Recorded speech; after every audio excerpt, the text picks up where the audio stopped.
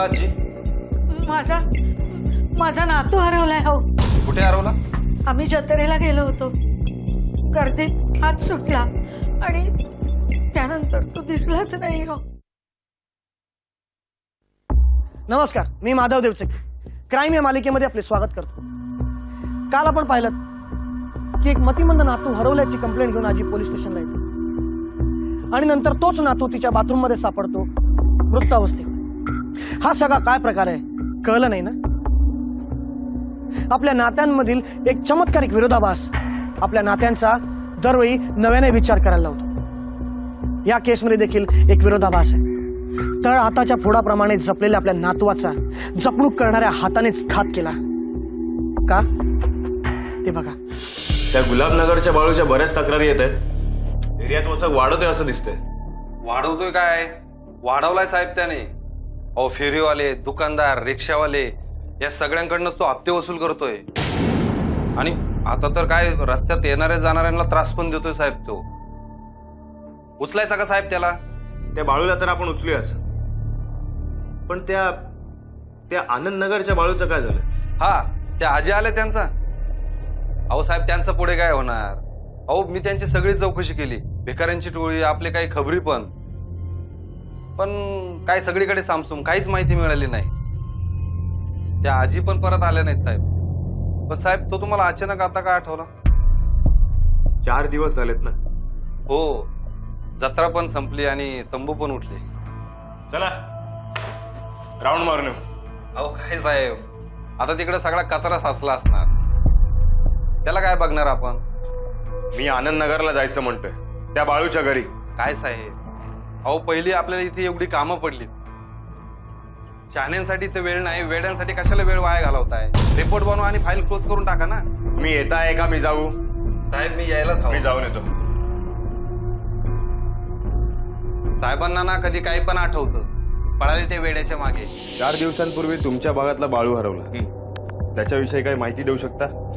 अहो काय माहिती देणार? 2 वाक्यात माहिती संपेल त्याची. मुलगा ठार वेडा होता. आई बापांना खाऊन बसलेला आणि म्हाताऱ्या आजीवर भार होऊन बसलेला. 1 नंबरचा उपद्रवी कारटा होता तो. बरं, त्या आजीचे कोणी नातेवाईक वगैरे? काही माहिती नाही बुवा. म्हणजे गेल्या 3-4 वर्षात तरी इथे कोणी फिरकलेलं नाही. हा, पण त्यांच्या नात्यातला म्हणजे त्यांचा दीर का अहो, माझी कित्येक झाडं त्याने उद्ध्वस्त केली आहेत. मी बाग सावरायची आणि या सांडाने येऊन त्याची वाट लावायची. अहो, राग येणार नाही तर काय? तुम्हाला त्या मुलाची मानसिक अवस्था माहिती नव्हती का? अहो, माहिती नसायला काय झालं, पण आम्ही का त्रास सहन करायचा? झेपत नाही तर टाका ना मतिमंदाच्या शाळेत. उगाच ओरावर ओझं बाळगायचं. घ्या थंड वा. थँक्यू. बरं नैनाताई, तुम्ही त्या मुलाविषयी काही वेगळी माहिती देऊ शकता? ते मला कळले नाही. नाही म्हणजे तुमचे अण्णा जसे त्याचा द्वेष करायचे तसं अजून कोणी? हो साहेब, मी काही त्याचा द्वेष वगैरे करत नव्हतं. तो राग येईल असंच वागायचा म्हणून रागवायचो, एवढंच. नाही, तुम्ही एवढं पर्सनली घेऊ नका. अहो, मी फक्त उदाहरण दिलं. बरं, तुम्ही काही माहिती देऊ शकता? नाही हो, असा दुस्वास करणारं कोणीच नव्हतं. मुळात आजी त्याला खूप जपायच्या. कुणाला त्रास होणार नाही याची त्या खबरदारी घ्यायच्या. त्याचा राग, लोभ, त्याची सूशी, त्याच्याबरोबर खेळणं, कधीतरी जायचो आम्ही मदतीला. पण आजी कधीच मदत घ्यायच्या नाही. खूप स्वाभिमानी आहेत त्या. स्वाभिमानी? अहो, स्वाभिमानी कसली? आकडू म्हणा, आकडू.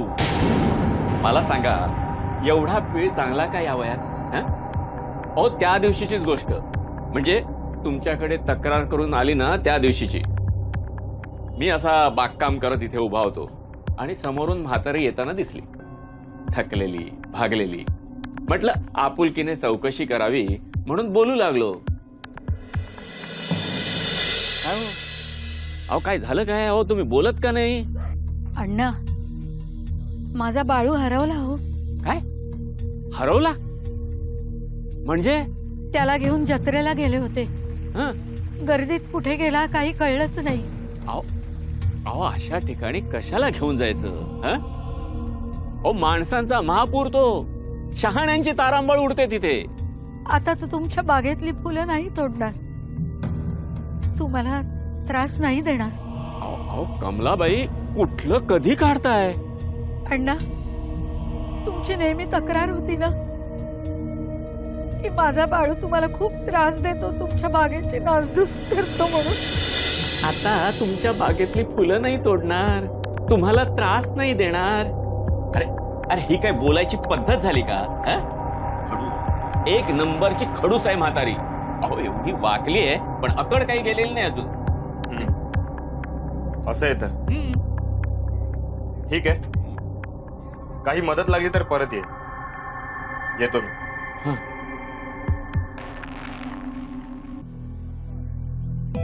आजी, आहात का घरात? या साहेब या. आजी, तुम्ही परत पोलीस स्टेशनला आला नाहीत? काय करू येऊन? मी आणि माझं दुःख ठीक आहे, आणि तुम्हाला तर जगभरची कामं पडलेली, म्हणून म्हटलं उगीच कशाला त्रास द्यायचा. नाही आले. पण साहेब, काय घेणार तुम्ही, चहा की कॉफी? नाही आजी, काही नकोय. मी आत्ताच अण्णांकडे थंड पिऊन आलो.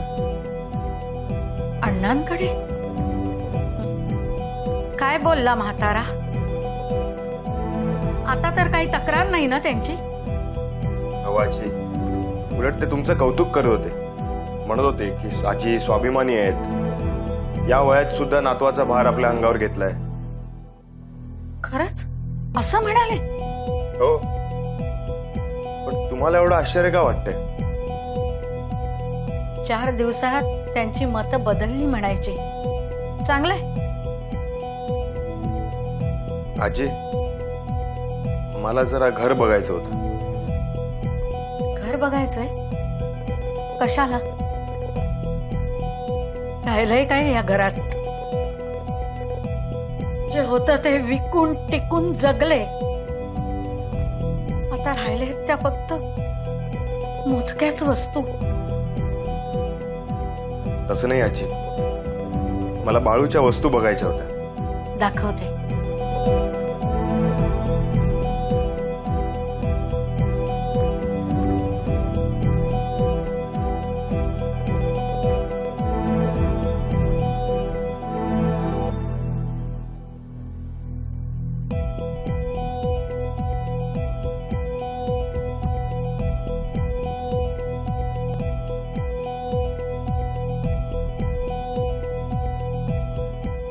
साहेब, ही बघा त्याची ड्रॉइंगची वही. बघा ना कशी चित्र काढली आहेत ती. प्रयत्न करायचा तो चित्र काढण्याचा. नाही जमलं की अशा गोल गोल रेषा गिरवत बसायचा. या रेषांच्या गुंतवळ्यातच त्याचं विश्व अडकलेलं होतं. शहाण्या लोकांना फक्त गिरवलेल्या रेषा दिसतात, पण त्यामागची त्याची कल्पना मात्र दिसत नाही. वेडा मतिमंदा म्हणून मोकळे व्हायचे. आणि साहेब, ही बघा त्याची क्रिकेटची बॅट. मुलं बॅटनं क्रिकेट खेळतात, सचिन तेंडुलकर व्हायचं स्वप्न बघतात.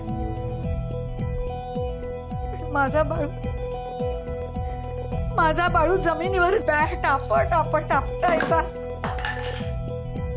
का? जगाचा राग सगळा काढायचा तो. आणि हीच ती दोरी ज्यानं मी साहेब त्याला कायम बांधून ठेवायची, जगडून ठेवायची, माझ्यापासून त्यांनी दूर जाऊ नये म्हणून. पण शेवटी त्यानं मुक्ततेचा स्वतःचा मार्ग मोकळा केलाच. आजी तुम्ही शांत व्हा. हीच ती रश्शी जी तुटली आणि तो पळाला. हो पण मला काही आठवत नाही नीटच. आजी तुम्ही त्या दिवशी पोलीस स्टेशनला आला होतात तेव्हा तुमच्या हातात हीच रस्सी होती ना? नाही तुम्ही म्हणताय ते बरोबर आहे पण पोलिसांनी वचन तर दिलं होतं, पण ते कशाच्या जोरावर? आजी त्यांच्याशी असं का वागत होतं? याला त्यांचा लबाडपणा म्हणावा का धूर्तपणा का अजून काही? आजींच्या मनात नेमकं काय शिजत होतं? पोलीस या केसचा उलगडा कसा करणार? आजींनी नेमके कुठले पुरावे मागे सोडले होते? पोलिसांनी कुठले पुरावे शोधले? बघा ही केस काय वळण घेऊन अंतिम निकालावरती येते.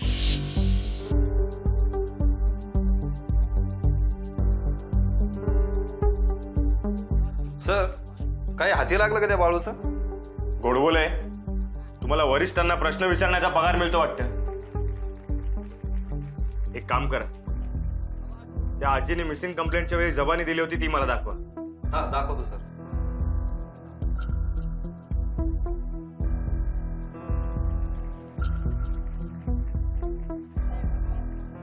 हे बघा सर. सर सॉरी पण मी असंच उत्सुकतेपोटी विचारलं की काही धागा वगैरे हाती लागलाय का. एक धागा सापडला. आता फक्त हेच बघायचंय की योग्य धागा पकडलाय की गुंता हाती आलाय. बरं मला सांगा, त्या दिवशी आजीच्या हातात काय होतं? काही आठवत नाही साहेब. एखादी जाड रशी? नव्हता सर. इंटरेस्टिंग. सर हो काही कळेल असं बोला ना. जत्रा कुठे होती? गावदेवीच्या मैदान. आणि त्यांच्या घरापासून आपलं पोलीस स्टेशन जवळ. बाई गडबडीत तक्रार करायला इथे आली. गोडबोले, मला सांगा, गडबडीत माणूस जवळच्या ठिकाणी आधार घ्यायला जाईल की लांब? जवळचा साहेब. जवळचं म्हणजे घराजवळचं. आणि आपली पोलीस चौकी त्यांच्या घराजवळ आहे ना की जत्रेतली चौकी. म्हणजे आजी जत्रेत गेल्याच नव्हत्या. अहो काय साहेब, त्याला सुतावरून स्वर्ग गाठणे असं म्हणतात. आजीवर संशय म्हणजे? हे बघा, तुम्ही माझी लिंक तोडू नका.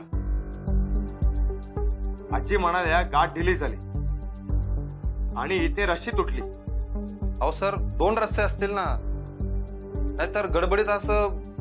गोंधळात असताना पोलीस स्टेशनला फोटो बरोबर न्यावा हे बरं सुचलं त्यांना. अहो काय साहेब, मला सांगा, मिसिंगची कंप्लेंट नोंदवायची म्हटल्यावर फोटो बरोबर असणारच ना. गोडबोले, तुम्ही विसरताय. आजी जत्रेत गेल्याच नव्हत्या. त्या घरून इथे आल्या होत्या आणि याची खात्री मला पूर्ण पटलेली. आणि त्या गोंधळात नव्हत्या तर आपल्याला गोंधळात टाकताय आणि आपल्याला फिरवण्याचा प्रयत्न केलाय त्यांनी. सत्य शोधायला हवं गोडबोले. पुरावा द्या आणि मगच काय ते बोला. त्या दिवशी मी कसा प्रवास केला ते माझं मलाच माहिती. खरंच काही कळत नाहीये मला. अरे पण ते कळण्यासाठी नाहीच आहे. तिच्या या वयातल्या एकटेपणामुळे तिच्या मनात निर्माण झालेल्या इन्सिक्युरिटीचा तिला त्रास होत असेलच ना. काही नाही, वेदिकाने जे काही सांगितलं होतं ना त्याचा विचार करत होते. काळजी करण्यासारखं काहीच नाहीये. वेदिका, मला कळतंय तू मला रिलॅक्स करण्याचा प्रयत्न करतेस. एखादी स्त्री किंवा वर्षभरापूर्वी लग्न झालेली मुलगी जेव्हा सांगते ना तिच्या पोटात होणाऱ्या धक्क्यांचा त्रास, तेव्हा तो त्रास सांगताना सुद्धा तिच्या चेहऱ्यावर एक वेगळाच आनंद असतो. बरं, काही चान्सेस आहेत असंही स्पष्ट म्हणाली नाही आणि नाही तसंही स्पष्ट म्हणाली नाही. भेटी लागी जीवा, बुधवारी दुपारी 3:30 वाजता.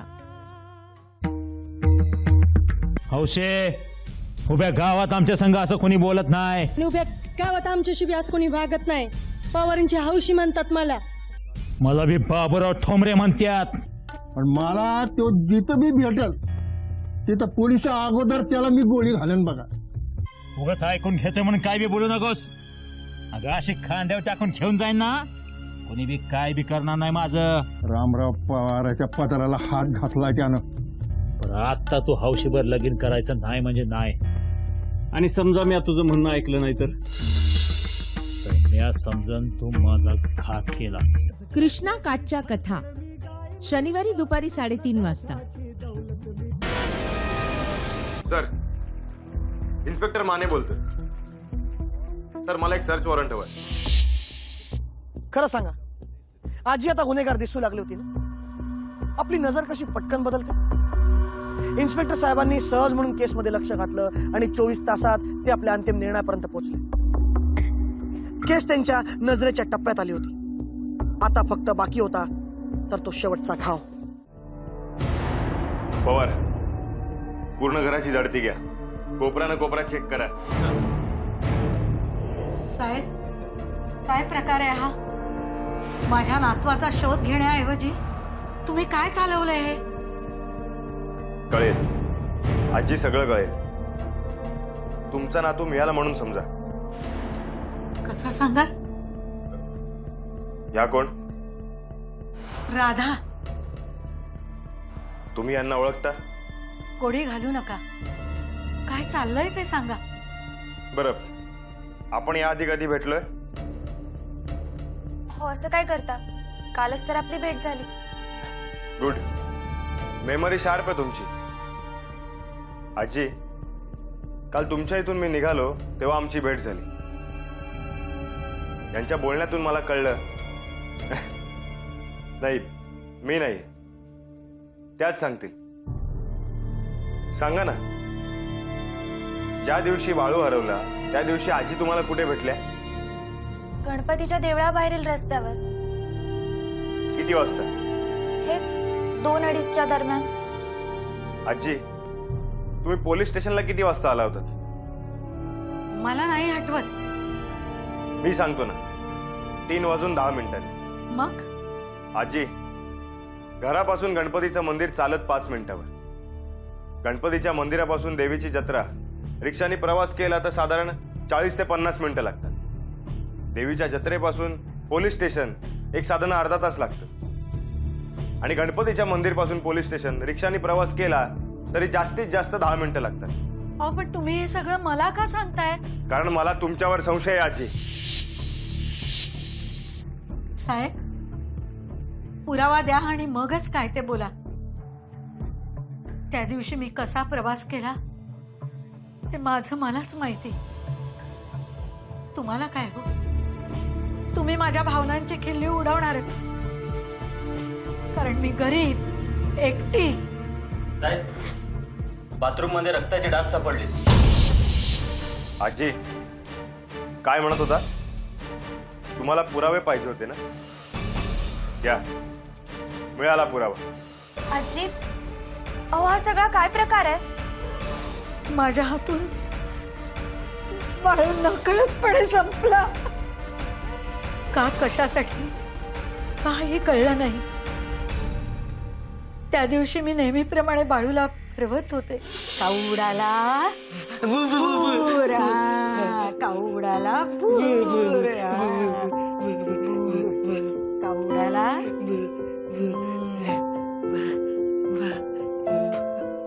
काय काय झालं? काय झालं बाळू? अरे देवा, अरे किती वेळ तुला सांगितलं हा?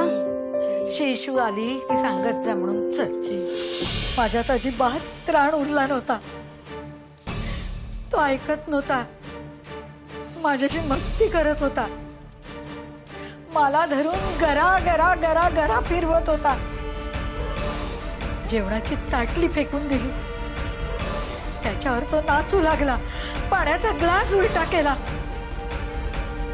आणि त्याच पाण्यावरून तो घसरून पडला.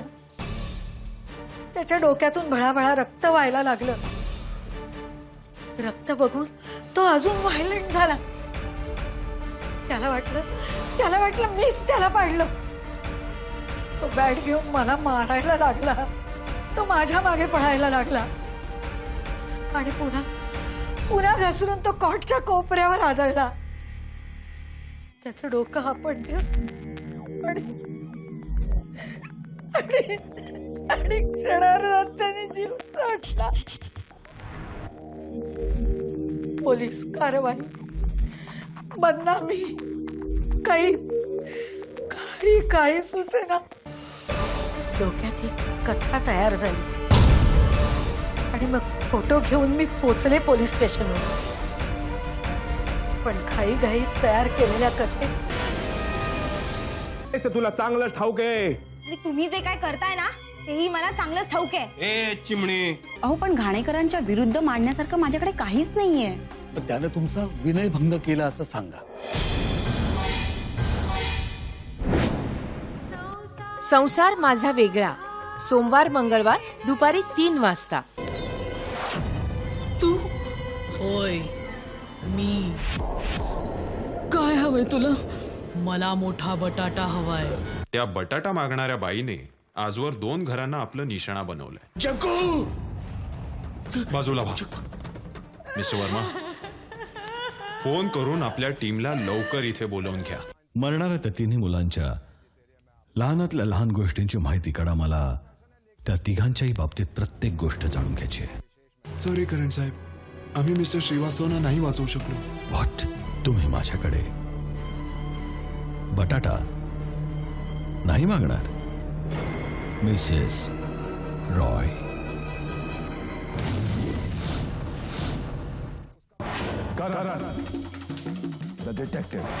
करण द डिटेक्टिव्ह, सोमवार ते शुक्रवार दुपारी 4:30 वाजता.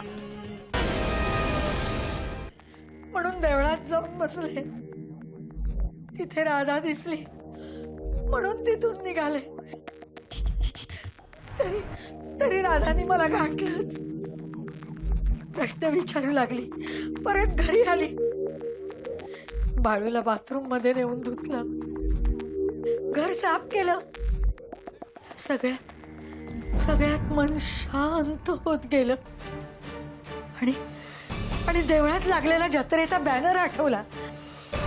डोक्यात एक कथा तयार झाली आणि मग फोटो घेऊन मी पोचले पोलीस स्टेशनवर. पण घाईघाईत तयार केलेल्या कथेत वेळेचा ताळमेळ बसवणंच लक्षात आलं नाही. रश्मीचं लक्षात आलं नाही. आणि शहाणपणा करून घेतलेला फोटो, सगळा वेडेपणा, सगळाच वेडेपणा. घटना कशी घडली ते कळलं, पण बाळूचं काय केलं? माझ्या घराच्या मागे एक मोठा नाला आहे. मी कसं बसं खेचत त्याला तिथपर्यंत नेलं आणि ढकलून दिलं मी त्याला नाल्यात. आजी, हे काय केलं तुम्ही? बरंच केलं. नातेवाईकांनी येणं तर सोडाच, नाव घेणं देखील सोडलेलं होतं.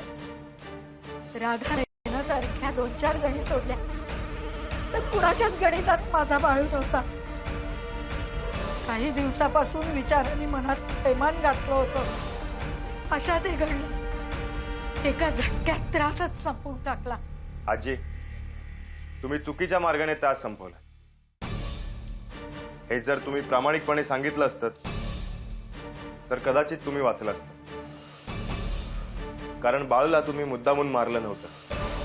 मी काय केलं आणि काय नाही केलं आता सांगून काय उपयोग आहे इन्स्पेक्टर? विचारी मनाला विचार करायला आवडतो. माझं मन सुन्न झालं होतं. माझा काऊ उडाला. काऊ उडाला. आकाशात गेला. परिस्थितीने गांजलेली वृद्ध बाई कुठल्या थराला गेली? माणसांनी गजबजलेल्या शहरामध्ये माणूस एकटा पडू लागलाय. माणूस समूहात राहू लागला आणि संस्कृती डेव्हलप करत तो सुसंस्कृत झाला. आता आपला उलटा प्रवास सुरू झाला. समूहात राहून माणूस एकलकोंडा होत चालला. संस्कृती सोडून असंस्कृत बनत चालला. जागे व्हा, आजूबाजूला बघा. स्वतः एकटे राहू नका, कोणाला एकटं राहू देऊ नका. समूहामध्ये जबाबदारी आहे, पण समूहामध्येच प्रगती आहे. विचार कर. पुन्हा भेटू पुढच्या भागात एका नवीन कथेसह. तोपर्यंत सतर्क राहा, सुरक्षित राहा. जय हिंद.